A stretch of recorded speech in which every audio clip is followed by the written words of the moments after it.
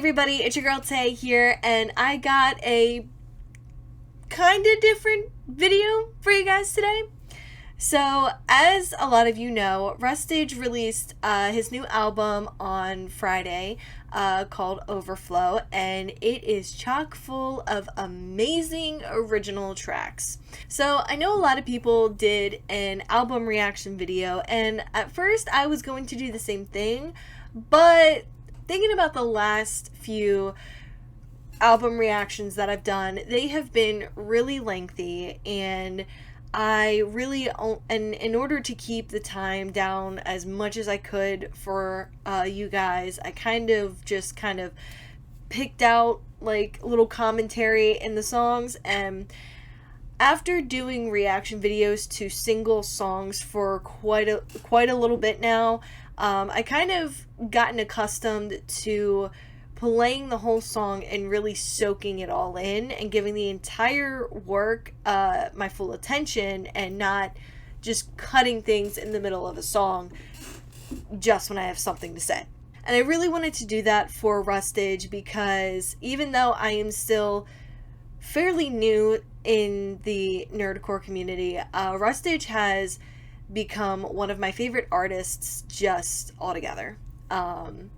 And the reason being is because of the amount of work that he puts into it and how much I know he probably stresses over the music, and we'll kind of like touch on a few of those things as we discuss the album a little bit. So what I did was I went through and re-listened to the entire album and took notes. Now this was like my third time listening to the album beginning to end. The first time was obviously by myself. Second time was during King Phaedra's stream where he reacted to the album, and I'll probably link that somewhere in the description because, you know, shout out. And then of course the third time was to really sit down and kind of like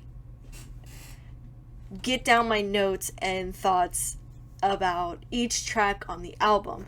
So this video is still probably going to be a little bit lengthy for you guys, so please bear with me, but if you don't want to watch the entire thing, I completely understand. Regardless, I really wanted to put out some sort of public review and not just a 180 character tweet, even because I did tweet out on Friday that this album is absolutely beautiful. It was well written and well done, and at first I was going to leave it at that, but this album deserves to be appreciated and discussed a lot more because of how much hard work, time, and passion has gone into this project. So with that being said, we're going to jump into it here with track number 1, Can't Stop. I'm gonna highlight over on my Spotify here. So Can't Stop was honestly the perfect opening track to an album. It had a very good hook, and it was awesome. I loved the use of the trumpets because I feel like that gives a very good like royal kind of feel, like the king is here, and I almost envisioned Rustage kind of like busting open the palace doors with his awesome cape that I'm pretty sure he's wearing in his YouTube icon or his Spotify icon. You know the one I'm talking about. The confidence in the delivery was honestly like amazing, and I'm going to say that with a lot of the tracks in here, so you're gonna hear me repeat a lot of things, but it was the confidence in it, and the flow was so smooth with very smooth transitions. Like sometimes with certain artists or tracks, like they kind of, I feel like, stumble a little bit to kind of keep it on beat, and you can kind of hear it. Some people are really good at playing it off, others not so much, but Rustage, like, there was none of that. Like, it was literally just an awesome flow. It was fantastic, and I love how he pays homage to a lot of other artists in the nerdcore community. For example, there's the one line that says, "I've been so inspired ever since I heard of Dan Bull," and I've heard from a few of my friends in the community that he is his inspiration. So he makes mention of DPS as well in this track, so I love that. I really do. And I feel like this song as well as the entire album, was Rustage claiming his music as his own, meaning that he can do as he pleases. The king can do what he wants, whether that's writing about an anime character or releasing originals, and that's what he fucking did. So this was a very awesome opening track. Like, this is who I am, and I'm about to tell you my story. So moving on to track number 2, Bow Down to the King. The strings in the beginning. Can we just discuss the strings in the beginning? It sets the mood for the entire song. And something that I noticed as I listened to them more and really paid attention, I feel like Can't Stop and Bow Down to the King are one and the same. Like, they're one and the same track. But obviously Can't Stop is more of an upbeat, boppy kind of sound, and Bow Down to the King is like, I meant what I said. I am the king. I do as I please. This is my music. Like, that kind of thing. Like, it oozes confidence. There we go. It oozes confidence, and we love to see it. And I really appreciate all the references that he makes to the kings of history and lore. And I did not pick that up until the third time listening to it. But obviously there's mention of Henry VIII, King Arthur, King Solomon, and so on.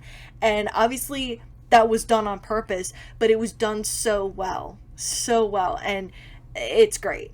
I love that. I love when artists do that. It had a very good conqueror vibe. Like I said, it's almost as if Rustage is conquering his music. He is, this is my music. Everything the light touches is his kingdom. No. Moving on. Next, we have Windstreak, and this is featuring my dude, Maguire. I love these two. These two are the definition of a dynamic duo. The ambiance in the beginning, I've always loved that. Always love that. I love when songs start off with almost like you're setting the scene for something, and he does that quite a few times throughout the album, and it's great. It is amazing. Like I said before, Rustage and Maguire, they're my favorite duo in music, and I don't know if that's because of their voices. They match up so perfectly, and I feel like they vibe off of each other. They just bounce off of each other. So they are actually probably my favorite musical duo, and I will stand by that. And I really love the boppy beat paired with Rustage's flow. I think it really carried the track.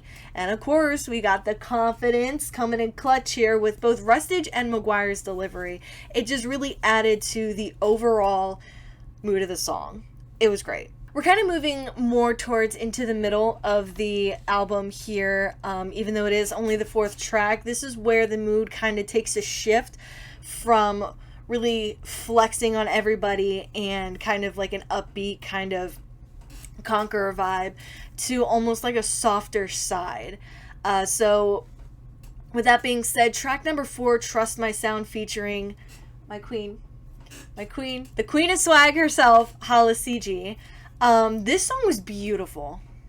I was on my way into work when I heard this song, and I'm so glad I was at a stoplight when I heard the first chorus, because it just, oh my god, like my heart flutters just thinking about it, and I'm not even listening to it right now. So the use of the piano and the playing is absolutely beautiful. The piano was probably my favoriteest part in the entire song. As I said before, it's no secret that at this point in the album, the vibe kind of takes a turn, and we start to hear Rustage's feelings of being overwhelmed by his position and the expectations laid on him. For example, the one line in there that goes, "My work is the rope my work is the rope at my neck like a noose." I feel like with this line, he's saying a few things like, if he makes one wrong move, his career's over. And that kind of sucks a lot with how the internet is nowadays. Like, cancel culture is so toxic. Like, you make even the slightest wrong move, or you even do something that someone finds slightly offended or takes the wrong way, and your career and reputation is over just like that. No matter how long it took you to get to where you are, it can end so quickly. And I think that's one of the things that he's saying here. Or he could be saying that the expectations placed on him are literally killing him. Or both. It could literally be both, because as much as we romanticize having a presence on the internet, having a large following, like, yeah, that is amazing that you have all these supporters, but at the same time, you have all of these eyes watching you. And if you make one wrong move, if you make one mistake, it's out there forever. So I completely, I hear him with this piece. There's another line that says, "I'm just a baby, I can't walk or fit in these adult shoes." I'm going to reference Faye quite a few times in this review, because a lot of the things that he's really good at with in discussing music, and I'm talking about Phaedra here, one of the things that he's really good at discussing is he's really good at picking out like lyrics and kind of picking apart the meanings, and he really kind of opened my eyes a little bit to a lot of the lines. So per discussion with him, Rustage could mean quite a few things with this line as well. He could be referencing the fact that he's one of the younger artists in the community, and he has one of the largest followings. I mean, our dude just broke 1 million subs, and he's 23. I know he's I think probably at most a year younger than me. But yeah, no, he's one of the younger artists in the community with one of the biggest followings, or that he's still so young, but yet he has all this responsibility. And I feel like with that, you can also reference it back to the line, "My work is the rope at my neck like a noose," where he feels like if he makes one wrong move, like his career is dead. So yeah, he really kind of brings out the feels big time with this track and the next one, but we'll discuss the next one in a hot second.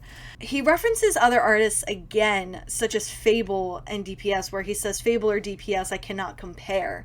And it's clear that, like a lot of people, Rustage is comparing his work to that of other artists that he knows and listens to. And he also mentions that Fable and DPS seem to be very passionate about their work, but to him, he's just trying to keep up. And I get that in a sense, because he just went bi-weekly because he needs the time to get his shit together, like to record, to mix, to master, to collab. Not to mention he runs his own D&D session, and like our guy's got a lot going on here. And like he said, he's just trying to keep up. So basically what I'm getting from this is that like that the passion isn't there anymore, because he sees it more as a job, not as his passion. Last thing I'm going to say about this track, because I can't not talk about a track with Hala CG on it and not gush over this woman's vocals. So it's no secret, I love Hala CG, and I love her vocals. And her part at the chorus is absolutely beautiful for a multitude of reasons. So, of course, her voice is beautiful already. And that paired with the amazing piano, oh my god, like, it just kind of created, like, almost a sense of comfort, you know? And I don't know if that's what they were going for with this, but it, like, I almost felt like I could, like, breathe. Because, like, in Rustage's verses, he's obviously talking about, like, his negative feelings and the way he feels and everything. And obviously it's very negative. And then you have Hala, who I kind of envisioned it as an angel. I don't know why. Probably because Hala has the voice of an angel. But I envision it like an angel coming down and, like, comforting him and being like, hey, you just gotta trust yourself. You just gotta trust your sound. Like, I don't know. I just got a vibe of, like, comfort, you know? So, moving on to the 5th track here, Trauma. Now, I'm not going to go into explicit detail with this, but, I do want to warn everyone that before you listen to this track, there is a trigger, like, there is a trigger warning. And what I can appreciate is that Rustage does put a trigger warning in the first line of the track. So I'm going to be completely honest with you guys. I hesitated listening to this a third time. The second time was obviously in King Phaedra's stream, but the first time I listened to this track, I was leaving work on Friday, and I had to slow down to the point where I almost stopped when I heard this track, because it's something that you can't just hear it. You need to listen to it.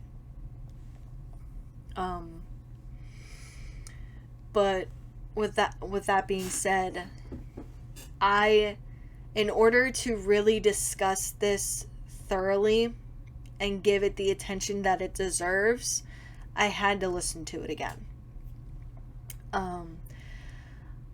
Again, I can really 100% appreciate the trigger warning in the first line. He says if you're a younger fan, then you might want to skip this track, because it is explicit. The beginning sounds really set the mood for the type of track that this is. This track obviously has dark overtones, and it's obviously a very dark kind of topic and track that is about to be played. So it really, really sets it, and I really like it because of how well the groundwork is laid for this. He says a line.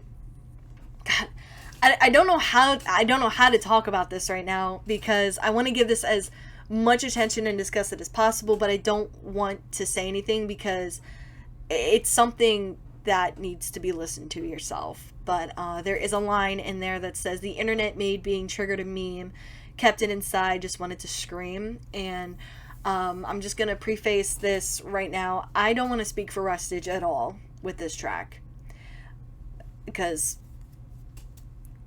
this was his experience. But what I felt like here is that he points out something very, very important. Obviously, it's easy to joke about things being like, oh, triggered, like stuff like that. But it is hard to address a trigger when everyone on the internet thinks that being triggered is a joke. And that when you're triggered by something, you're soft, you're a snowflake, something like that. And it's very hard, because if you say, hey, that triggered me, someone may not take you seriously, because that word is just a meme at this point. So I get it. The raw emotion in his voice and the use of the distortion of the vocals just made it real. And I really think that's important with a track like Trauma, because this shit is real. It happens, and it's bad. So, and that's it was the ending. If you've heard Trauma, which I feel like most of you have, if you've listened to the album, and if you're here watching my video right now, if you've heard this track, the ending, it was at that point where I pretty much had to like stop. Like I had to like turn my music off for a second and sit there in silence for like a couple minutes, because it ends so suddenly.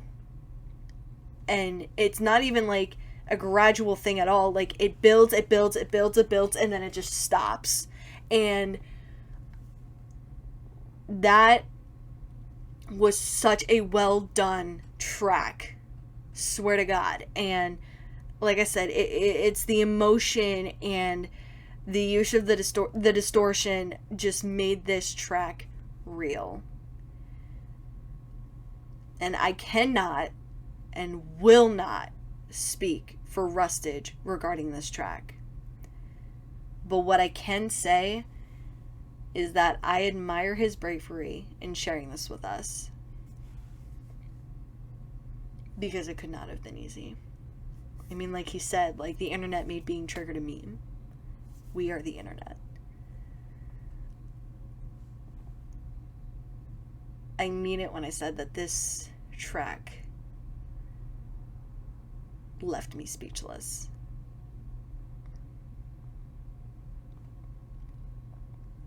So, I really would recommend listening to it,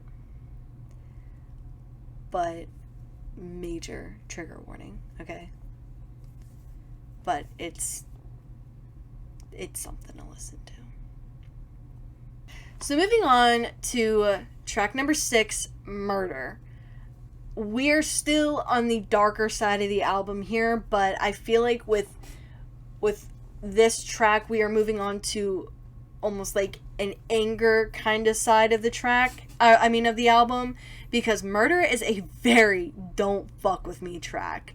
I mean, like, this man, like, he does not skip a beat. He does not miss a beat, and it's great, and it just makes the track all that more awesome, because this is definitely a strong flex track. Like, literally, like, don't fuck with me.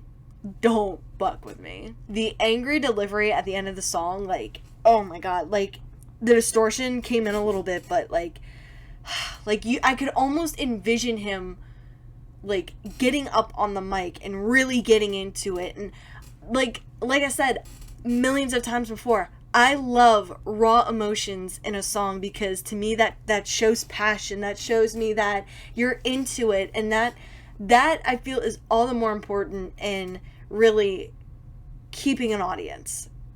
So I loved that. I loved this track. It was awesome. All right, moving on to number 7, we have Stupid with Schwabity. Again, this was kind of a similar track to Murder, but like kind of not. This was definitely a flex kind of song, and I feel like Murder, Stupid, and the next couple tracks are pretty like flexing on everybody. But we need to discuss Schwabity's delivery, because it's amazing because of the amount of confidence that he brings. Like, oh my god, I like Schwabity's verse in this track and the next one are really freaking good, but we'll discuss UK Bias in a hot second. The beat in this song is one of my favorites off the album because it's very steady, and as previously stated, Rustage does not miss a fucking beat, and neither does Schwabity. And I can definitely appreciate that. And at certain parts, I really like the grit that Rustage adds to his voice, because clearly at this part in the album, the mood has shifted to, this is what's up, if you don't like it, you can leave. Alright, so moving on to my favorite track off the album, UK Bias. As I said, UK Bias is probably my most favorite track off of this entire album because of, 1, the awesome lineup, and 2, just, alright, you'll understand why in a second. We're kind of like, I think we're moving backwards in the lineup because Xiao Dao's versus the very end, but this man's voice is awesome. It's deep and smooth, like a good cup of coffee. I loved the mixing on his verse, and I don't know if they mixed their own verses or if Rustage did it. Maybe it was stated somewhere in credits, I don't know, but all I'm saying is whoever did the mixing on this man's verse is awesome, because 1, the layering of his vocals, oh my god, it was so well balanced.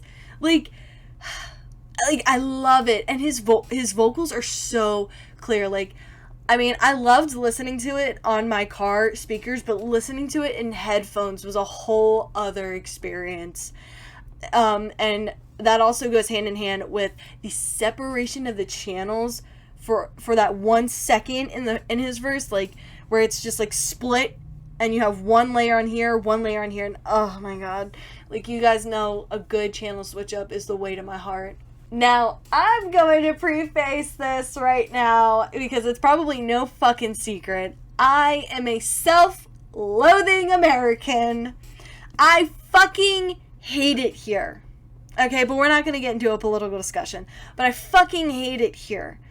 I would love to move to the UK, but I'm broke. Because I live in America. Anyway, we're not going to talk about that. We're not going to talk about that. What we are going to talk about is the constant jabs and roasts at America. Ah!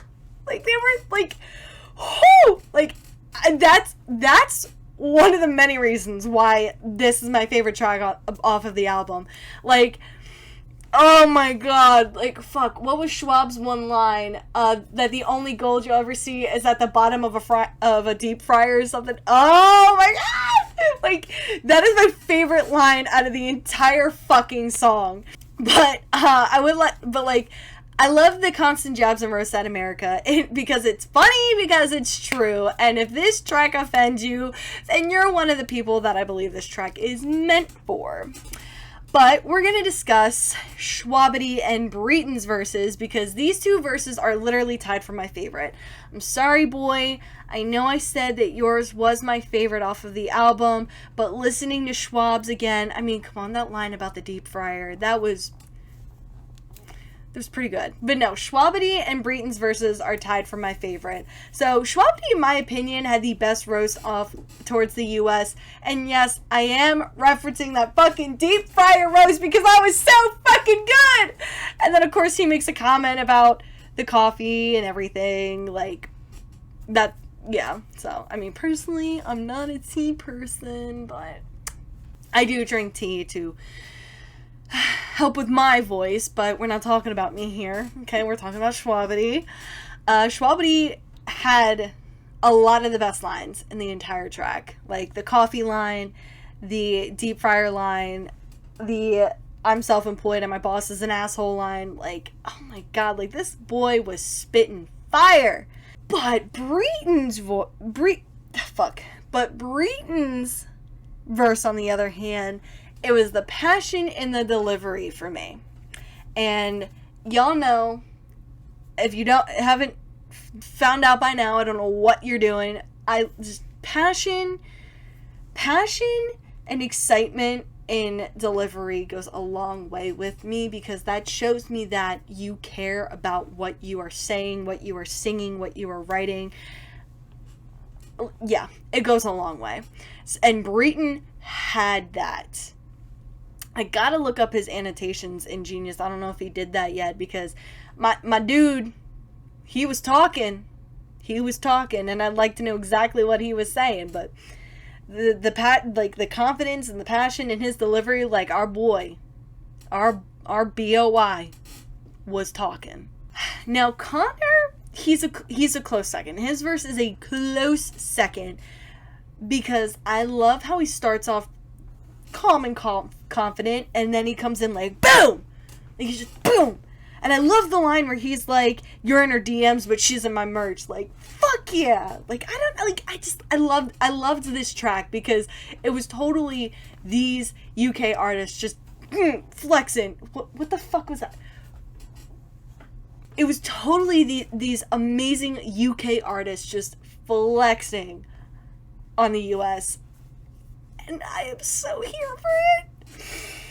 But overall, the amount of passion and confidence that these guys brought to the table made this my favorite track off of the entire album. I love it. Alrighty guys, we're almost there. Bear with me here. If you made it this far, I love you. But moving on to track number 9, Captain's Quarters, featuring Stupendium and Dan Bull. That's right, Rustage got his inspiration to do a track with him. Have they done tracks before? I don't know. Like I said, I'm still new at all this shit. But again, we have that awesome ambiance in the beginning where it's really setting the scene, like you're walking up to the ship's captain's quarters. Like, it's great. It's great, and I love it. And the smooth flow of Rustage's verse was my favorite thing throughout the entire song. But also, these guys obviously had a lot of fun with it.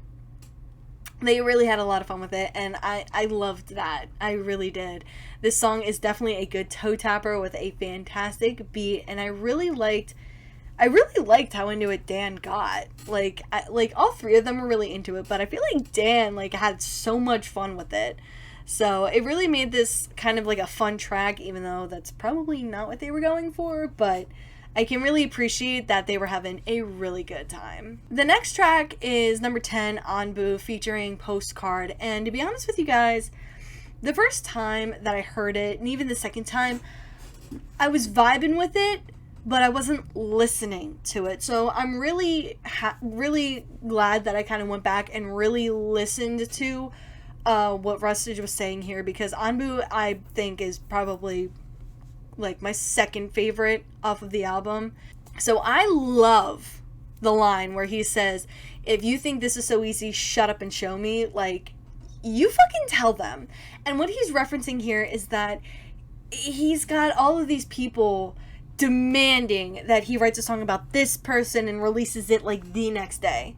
And he makes constant references of like, they think it's so easy that songs are written in a night. Like, anybody who knows music knows that is definitely not the fucking case. Because, like, there's so much that goes into music. So much. I gotta admit, I had to stop typing while I was taking these notes because, like I said, I really heard what Rustage was trying to say. Rustage is literally telling us that a song is not written in a day. It is more than just rapping lyrics into a microphone and then posting it. Like, a song contains an artist's thoughts and feelings, heart and soul, and recording vocals is no walk in the park either. Like, he mentioned in Trust My Sound, I think, that he could be on the 80th take and he'd still hate it. And that is very common. Like, when I record my little rinky-dink covers that I do, oh my god, I will literally be on like my 10th take and I'm like, this is fucking trash. I've scrapped so many covers and started over because of that. And like, and then we're moving on to mixing and mastering. That is a whole other ball game in itself, because you want to make sure everything sounds amazing, and that takes a lot of intricate moves and time. Like, this shit is not done in a night, in a day, or even in a week. And this is why I feel like all the artists that try to keep up and post weekly or even bi-weekly, staring at your computer for hours on end all day and even all night can be such a huge strain on you. And not just your eyes, on you. So, Rustage, I hear you. And all of my musical artists out there, I see you. So thank you. Everyone who makes music, thank you for your incredibly hard work. But the last thing I'm going to say about this track is that the chorus with Postcard is great because of the awesome beat, and the dude's voice is fucking awesome. So Anbu is probably my second favorite off of the album. Alright, now track number 11, Outside the Airlock. So in Faye's stream, I think someone mentioned that this was a prior release, that it was released in 2015. Now, this was obviously before my time in nerdcore, because in 2015 I was still trying to figure out what my fucking niche was, just period. And I did not really kind of like start creeping my way into the nerdcore community until like 2017 with JT Music. But regardless, as I've said a million times before, this man does not miss a beat, and I literally admire him for how well he does this. Like, I don't even want to know how many takes he had to do. Probably well more than 80. But regardless, it was done so well. And I love the use of the different noises, such as like a soda can opening, a seat squeaking, and water pouring. Like, I love that shit. At this point, I had a thought about Rustage, and it's that he kind of reminds me a little bit about NF. And for those of you who don't know, NF is a really good rapper, and he's got really good music. I highly recommend you check him out. My brother's actually the one that introduced me to him. But in his album, The Search, NF takes the listener on a deep journey into a struggle with mental health, and from the sounds of it, he's both grateful for the fame that he's gained, but it's also taken a huge toll on him. And like I said, he sounds grateful, but at the same time, he's like, this has literally ruined my life, and it's not all it's cracked up to be. And that's the kind of message that I've gotten from Rustage with this album, because I feel like albums almost tell a story. And I mean, unless you're Melanie Martinez and you literally tell a whole ass story with your album, but like, I feel like albums literally do tell a story. And I feel like what this was with Rustage was almost like a hero to villain kind of thing, almost, if that makes any sense, because of the positive energy that we started off with down to the negative, angry energy. And then I'm not really sure what kind of energy we have with like the tail end of this, but we could also go with just any basic story. Like you have the like happy beginning. I keep banging my fucking desk. I'm sorry. So in the beginning, we have like this, like, you know, happy beginning. We have this happy beginning to our story that lays kind of like the groundwork of our main character. And then in the middle is where we have like the problem. We have the antagonist. We have like the conflict that is happening with our protagonist. And then kind of towards the end here, it's almost like everything's being resolved. I may completely be missing the mark with this one, but regardless, anyway, that was a huge tangent. Sorry. Going back to my original thought, this is the vibe that I got from Rustage, is that Rustage, I feel, is very grateful for how far he has come, the audience that he's built, and everything that he's done, but it has taken a toll on him. And this is him telling us that and expressing it. And I love it. I think the line that really did it for me was, I got an audience that's into me. I should be happy, but it's bittersweet. And that's kind of where it clicked for me. Alrighty, so the second to last track on the album is Pineapple Juice Extended, featuring La Luna Rina. But I've heard this song before, and it is one of the best feel-good songs out there. The vibe with this song is sure to bring literally anybody out of a slump, because like I don't want to say it's cute, but it's like happy, it's a bop, like it's fun. I love the percussion in this song. Like it really makes and carries the flow. And God, the vocals at the end were amazing. Now I want pineapple juice. So we close out the album with track number 13, Virtue's Last Reward, featuring Ben Schuler. In this song, we come face to face with the beautiful piano again. And in this song, I really feel like he tells us the story of how he got to where he is. He starts it off with why he started music and then why he kept going. Then by the second verse, he tells us that he can't help but compare himself to others, and it just frustrates him because he feels like he's not good enough. And I feel like a lot of us can relate to that, especially a lot of us in the music scene, or actually just period. Like we compare ourselves so much, and we always constantly like give ourselves little credit, and we always think that we're not good enough. And what I got from this was just, he's tired. Like he's exhausted. And Ben's part in the chorus is just absolutely gorgeous. And both Ben and Rustage did an amazing job encompassing the emotions of this track. It was very well done, and it's a very awesome ending track. Overall, and if you follow me on Twitter, you know what I'm gonna say next. Overall, this album was a beautiful piece of work. And I am so happy with how well it's doing. Like, people are fucking listening.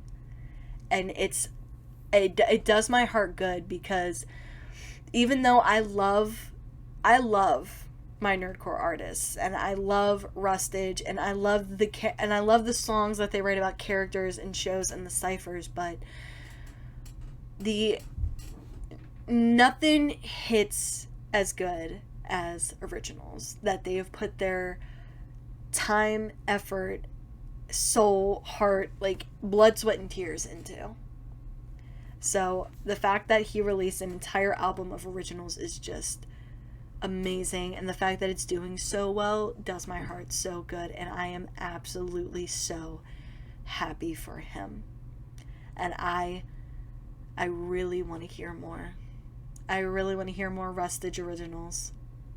I really do. And I want to see this man so fucking happy that I can't stand it. I want to see him so fucking happy it makes me physically sick. But I want to see this man living his best life. And Rustage, if you are watching this, which I doubt you are because there's been 1,000,001 reactions and reviews done probably by this point, but if you are watching this, I want to thank you from the bottom of my cold, black, dead heart. I want to thank you for sharing this with us. This album was absolutely beautiful. It is an amazing piece of work, and I really appreciate you sharing your thoughts and your feelings and taking us on a journey through your thoughts in your head. Like, where am I going with this? Just thank you. Like, honestly, thank you for just sharing this with us. I feel like you opened a lot of people's eyes to what it's like to be an internet personality, to be a musical artist and be so young and have all of these expectations on you. Like, I could go on forever. I could go on forever with this, but thank you. Thank you for the album. Thank you for every track you have ever released. And I cannot wait to hear more from you. All right. So with that being said, I'm gonna get back from the sappiness. I have been recording for almost 50 minutes here. I got a fuck ton of editing to do. Anyway, thank you guys so much for watching this. And if you've made it this far, you are one of my most favorite human beings ever. But anyway, thank you guys so much for watching. If you haven't already, go check out Rustage's album Overflow. I'm going to put links in my description. And if you don't click on it and go listen to this album, I'm going to find you and I'm going to hit you in the face with a pillow. And it's not going to be a soft pillow. It's going to be one of those hard hotel crappy shitty pillows. Okay? Go show Rustage some love. Go listen to the album. Thank you guys so much. And I'll see you all next time. Bye.